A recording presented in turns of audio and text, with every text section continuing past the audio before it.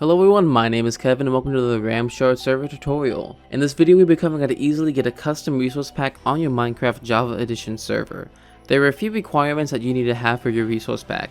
It needs to be in a zip file format and it needs to be 95 megabits or less. You will also want to make a direct download link for this. One of the best sites to use to host your resource pack is Dropbox. When you go to dropbox.com you'll be greeted with a sign up option. Go ahead and do this, then check the little box and then hit sign up. To the right, you should see an option that is entitled Upload Files. Click on that. It will then open the File Explorer and then you can choose your resource pack. Then choose which folder you want to have it on Dropbox and then click Upload. Once uploaded, click Share. Then click the Create Link button. Now copy the link and head over to your control panel.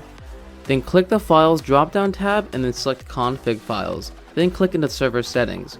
Find the option that says Resource Pack. Paste the link in. Now, you should see a 0 at the end of the link.